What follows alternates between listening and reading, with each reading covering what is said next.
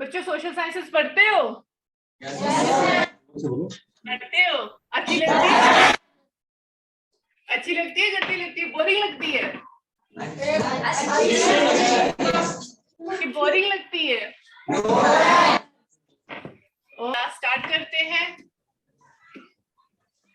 My name is Sumaya and today I am going to take your SST class and the topic I am going to take today is Nazism and the rise of Hitler. सुना नाम Adolf Hitler का? कोई भी थोड़ा सा strict होता है तो हम क्या बोलते हैं? ओए हिटलर कहेंगी, बोलते हैं ना फ्रेंड्स में। थोड़ा सा रूड हो जाएगा ना या स्ट्रिक्ट हो जाएगा, हम क्या बोलते हैं? ओए चल हट, हिटलर कहेंगी, हिटलर बनी फिरती है, हिटलर बना हो हिटलर, है ना? मतलब नाम तो सबने सुना हुआ है। आज इन बंदे के बारे में ना पढ़ भी लेते हैं। ये जो हस्ती है ना, जो नाजी पार्टी थी, जिस आइडियोलॉजी पे वो काम करती है ना, दैट इज नाजिज्म। तो इसीलिए हम पढ़ेंगे हिटलर की आइडियोलॉजी, उसकी जो पार्टी के थ्रू, उसने अपनी पॉलिटिकल पार्टी के थ्रू जो सब कुछ किया, और उसका राइज। यानी हिटलर जो थे, एडोल्फ हिटलर, वो खुद पावर में कैसे आए। हम बात करेंगे 1945। अब 1945 कौन सी सदी होगी, कौन सी सेंचुरी है? कौन सी सेंचुरी है 1945? ये आ गई हमारी 20th सेंचुरी, 20वीं सदी। यानी 20th सेंचुरी में 1945 का टाइम है। 1945 एक बच्चा जो है ना, जर्मनी का एक छोटा सा बच्चा जो कि 11 साल का है, जिसका नाम हेलमट है। आप अपनी बुक भी खोले रखिए। जिस बच्चे का नाम क्या है? हेलमट। और वो बच्चा किस कंट्री का है? जर्मनी का। वो अपने बेड पे लेटा हुआ है, बैठा हुआ है, तो वो अपने मम्मी पापा को ना बड़ा ही गंभीर तौर पे बात करते हुए सुनता है। तो वो चौकन्ना हो जाता है, उसके कान खड़े हो जाते हैं। उसके मम्मी पापा बहुत सीरियस टोन में बात कर रहे होते हैं, बहुत पापा की है जो एलाइज है वो जीत चुके हैं और अब वो हमारी तरफ बढ़ रहे हैं। तो इससे पहले कि वो हम सबको मार दे, हम सबके साथ वही हश्र करे जो हमने जीव्स के साथ किया और बाकी अनडिजायरेबल्स के साथ किया। हमने जो व्यवहार हमने बाकी लोगों के साथ किया, इससे पहले कि वो भी हमारा वैसा ही हश्र करे, हमको खुदकुशी कर लेनी चाहिए। हम सबको खुद ब खुद। अब हेलमट का पापा उसको लेके जाता है वुड्स में। वुड्स किसको बोलते हैं? जंगल में। तो वो जंगल में चले जाते हैं, पूरा दिन वो अच्छा सा, वो बहुत ही अच्छा टाइम स्पेंड करते हैं, गाने गाने गाते हैं, बहुत क्वालिटी टाइम स्पेंड करते हैं। और उसके बाद जो है हेलमट सुनता है कि उसके पापा ने अपने ऑफिस में जाके सुसाइड कर ली। ठीक है। और हेलमट जो है वो देखता है उसके पापा के खून से लदे हुए कपड़े जो कि उनके घर की आग में जलाए जा रहे होते हैं। अब वो बच्चा 11 साल का बच्चा है, वो इतना डर जाता है उस चीज से, ऐसा उसके ऊपर वो चीज का इम्पैक्ट पड़ता है कि वो अगले 9 सालों तक अपने घर में खाना तक खाने से इनकार कर देता है। ऐसा क्यों होता है? क्योंकि ऐसा इसलिए होता है क्योंकि उसको डर होता है कि कहीं उसकी मम्मा उसको जहर न दे दे। आप समझ रहे हैं? आपको एक बच्चे की कहानी सुनाई जा रही है, जर्मनी के बच्चे की, 1945 की, है ना? और ऐसा क्यों किया गया होगा आप सोच सकते हैं? ताकि आपको बताया जा सके, आपको उस समय के बारे में थोड़ा सा आपको महसूस कराया जा सके कि क्या मंजर होगा 1945 का, जब एक शख्स जो है खुदकुशी कर लेता और सोचता है कि मैं अपने बीवी बच्चों के समेत जो है मैं मर जाता हूं, ताकि जो एलाइज हैं, जो जीती हुई कंट्रीज हैं सेकेंड वर्ल्ड वॉर की, वो हमारे साथ हमसे बदला ले। इससे पहले हम खुद को मार देते हैं। ठीक है। और वो बच्चा जो है अगले 9 साल तक अपने घर में खाने पीने से इनकार कर देता। आप सोचो कैसे डर का माहौल है। अब 1945 की जो एलाइज का जो मैंने नाम लिया, वो क्यों लिया? क्योंकि 1945 जो टाइम है वो उस टाइम पे वॉर खत्म हुई थी। एक कौन सी वॉर थी वो? Second world war. कौन सी वॉर खत्म हुई थी 1945 में? आपने सुना होगा Hiroshima and Nagasaki. Atomic bombs use हुए थे अमेरिका के तरफ से इन 2 शहरों के ऊपर। और ये जो शहर थे ये किस कंट्री से थे? बता सकता है कोई मुझे? हिरोशिमा एंड नागासाकी किस कंट्री के शहर हैं ये? बता सकते हो बच्चों आप? किस कंट्री के शहर है दो ये, हिरोशिमा एंड नागासाकी? जापान के। यानी वर्ल्ड वॉर, जब वर्ल्ड वॉर की हम बात करते हैं तो यानी वर्ल्ड वॉर क्यों नाम होगा? बहुत सारी वॉर हुई है, इंडो पाकिस्तान वॉर हुई है, इंडो चाइना वॉर हुई है, तो हम उनको वर्ल्ड वॉर क्यों नहीं कहते हैं? इसी दो ही वर्ल्ड वॉर क्यों है आज तक? से 1918 तक फर्स्ट वर्ल्ड वॉर हुई थी और 1939 से लेके 1945 तक जो है सेकेंड वर्ल्ड वॉर हुई थी। और यही जो Nazism and the rise of Hitler, तो हिटलर किस कंट्री का था? किस कंट्री का था? हाँ बच्चों बताओ, किस कंट्री से था हिटलर? बताओगे? किस कंट्री से था? जर्मनी से। और जर्मनी किस कॉन्टिनेंट है? गुलमर्ग। देखिए ये जर्मनी है, Germany, and this is Italy.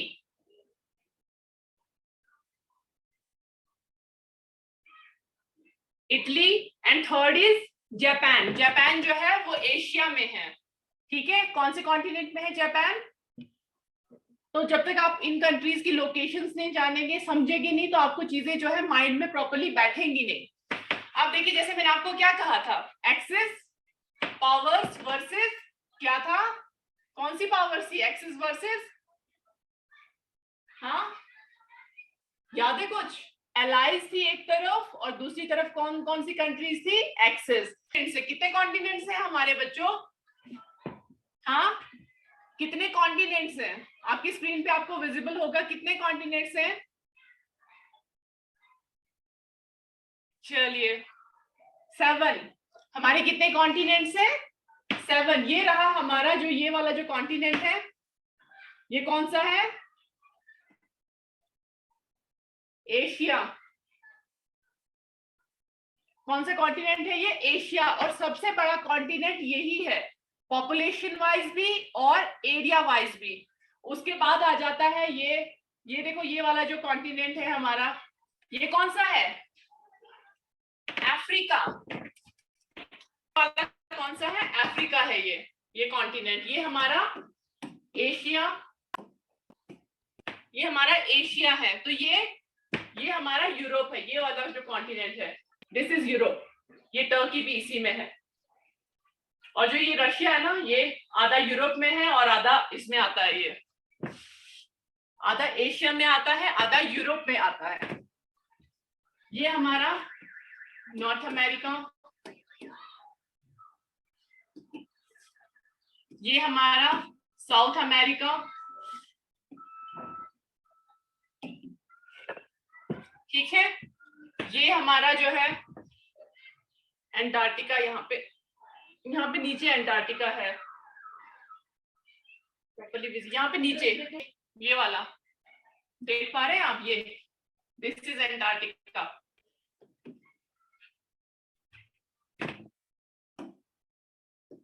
Groups के बीच में हुई थी, ठीक है? एलाइज एंड एक्सिस, ठीक है? Allies and axis. अब जो हमारे एलाइज हैं, एलाइज को मैं रेड कलर में करूंगी, ठीक है? एलाइज जो है हमारे, उनको किस कलर में करूंगी मैं? रेड में।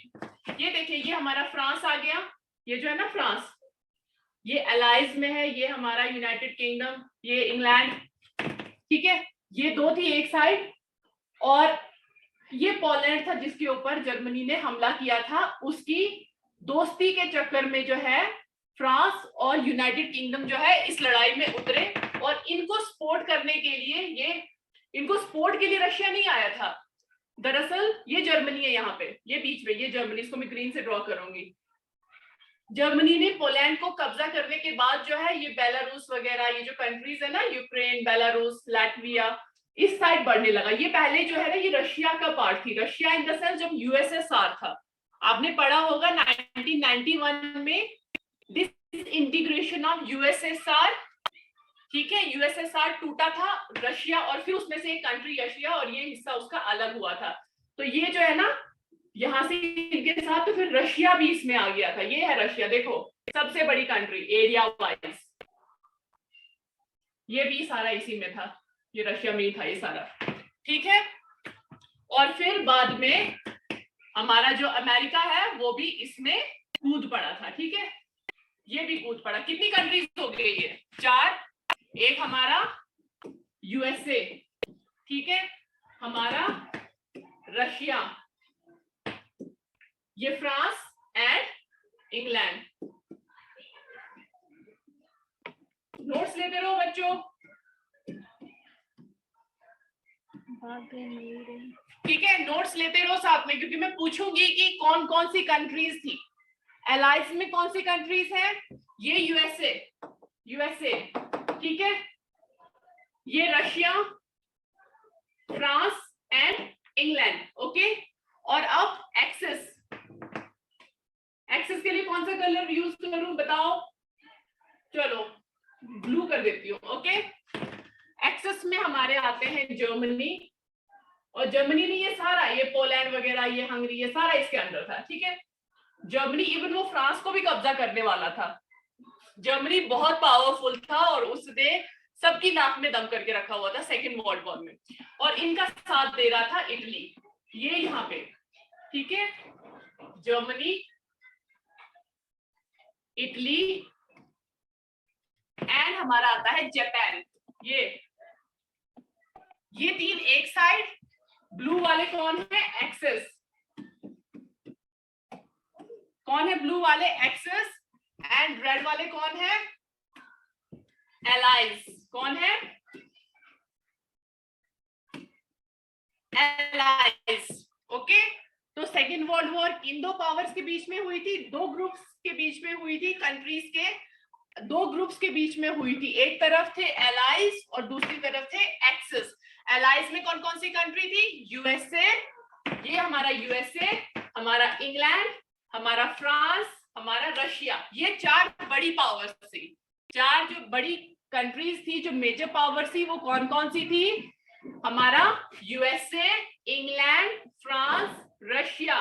प्लीज टेक नोट्स बच्चों, है ना, जुबानी याद नहीं रहेगा। अभी आपको लग रहा है आपको सारा याद रहेगा, लेकिन मैं गई, ये सारा रफू चक्कर हो जाएगा और आपकी नोटबुक्स पे जो है ना वही आपको याद रहेगा। आपको सिर्फ फिर उनको नोटबुक्स को देखना है और आपका एकदम से आपको रिमाइंड हो जाएगा, रिवाइज हो जाएगा क्या मैम ने कुछ बोला था, ओके। और दूसरी तरफ जो हमारी एक्सेस पावर्स थी, ठीक है, वो कौन थे? जर्मनी था, इटली था और जापान था, ओके। जापान, आपको शायद दिख रहा हो जापान, ये देखिए यहाँ पे जापान है ये, ओके। तो इसको क्या कहते हैं? जो एक्सेस पावर्स है ना, इसको कभी कभी जो है रोम बर्लिन टोक्यो एक्सप्रेस भी कहा जाता है। रोम बर्लिन टोक्यो। रोम जो है वो इटली की कैपिटल है, बर्लिन जो है वो जर्मनी की कैपिटल है, और टोक्यो जो है वो जापान की कैपिटल है। इसीलिए इसको क्या कहा जाता है? कभी कभी रोम बर्लिन टोक्यो एक्सप्रेस भी कहा जाता है, ओके। तो दो मेजर ग्रुप्स वर्ल्ड के लड़े थे, कब? सेकेंड वर्ल्ड वॉर में। इसका मतलब पहले भी एक वर्ल्ड वॉर हुई है ना। सेकेंड वर्ल्ड वॉर में दो मेजर ग्रुप्स लड़े थे वर्ल्ड के, एक्सेस और एलाइज। आपको ये टिप्स पे होना चाहिए बच्चों, तभी मैं इतनी बार रिपीट कर रही हूँ। Allies and axis. और विनर कौन था? विनर कौन था? एलाइज या एक्सेस? इसमें जो है फाइनली विक्टोरियस कौन होते हैं? एलाइज। कौन हुए हैं विक्टोरियस? एलाइज। विक्ट्री किसको मिली थी? विक्ट्री मिली थी एलाइज को, ओके। अच्छा, किसी को पूछना है? वर्ल्ड मैप अभी खुला हुआ है सामने, कोई डाउट अपना क्लियर करना चाहता है? कॉन्टिनेंट्स का मैंने आपको बता दिया। सबसे बड़ा कॉन्टिनेंट हमारा एशिया, एशिया के बाद अफ्रीका है, अफ्रीका के बाद हमारा नॉर्थ अमेरिका, साउथ अमेरिका, और उसके बाद जो है हमारा आता है, ओके, ओशंस का आपको पता है कुछ? क्योंकि अभी मैप खुला हुआ है सामने तो मैं आपको बताना चाहती हूँ जस्ट। ओशंस का कंसेप्ट है आपको? समुद्र, महासागर क्या होते हैं? सागर तो सागर होते ही हैं। आपको पता है ना, हमारी अर्थ का जो है 7% जो है, अगर हम 10 को रखें, वो 10% के हिसाब से रखें, तो हमारा जो है, हमारा क्या है, 7% जो है वो वाटर है। ये सारा देखो, ये वाइट, ये सारा वाटर है। और ये जो कॉन्टिनेंट्स बने हुए हैं ना, सिर्फ इतनी ही जमीन है हमारे पास, यही लैंड है, और ये 3% है। यानी अगर हम 100 में से करें आउट ऑफ 100 तो हमारे पास 30% जो है वो लैंड है एंड 70% अप्रोक्सीमेटली 70% हमारे पास जो है वाटर है। ओके, ये देखो हमारे जो मेजर जो ओशंस हैं, यानी हमारे जो महासागर है ना वो 5 है, 5 इन नंबर। ये देखो पैसिफिक, दरअसल हमारी अर्थ तो राउंड है ना, तो ये ऐसे खोल के रखी हुई है सब जो अर्थ अभी समझने के लिए, पर ये ऐसे बंद कर देंगे ना तो ये जो है ना, ये हमारा नॉर्थ अमेरिका, साउथ अमेरिका, ये आके एशिया के बगल में आ जाते हैं। कैसे आएंगे ये? ऐसे है ना, खुला हुआ हमारे पास। तो अब जब हम इसको ऐसे राउंड करेंगे तो हमारा एशिया और जो अमेरिका है ना वो अगल बगल में आ जाता है, और पैसिफिक ओशन हमारे बीच में, हमारे और जो हमारा ये north America and south America जो 2 कॉन्टिनेंट्स है ना उनके बीच में पैसिफिक ओशन आता है। ठीक है, अब देखो जैसे हमारे जो 5 महासागर मैंने बोले, 5 मेजर ओशंस, ठीक है, 5 महासागर है हमारा ये पैसिफिक, ये देखो पैसिफिक मैंने बोला ना, एशिया और north America and south America के बीच में कौन सा ये आ रहा है, कौन सा महासागर आ रहा है? पैसिफिक, जिसको प्रशांत महासागर भी कहा जाता है।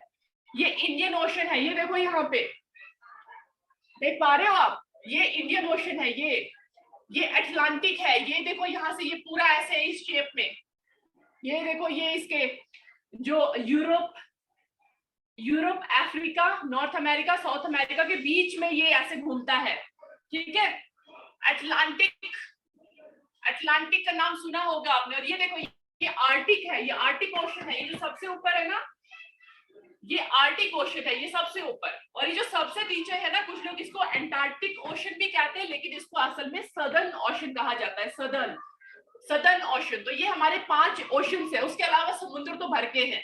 झिझक मत करो प्लीज, डोंट बी।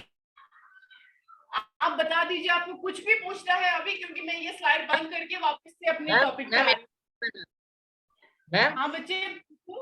मैम मैंने सुना था मैम ऑस्ट्रेलिया का मैम ये चेंज होके ओशिनिया हुआ है मैम, कंटिनेंट मैम।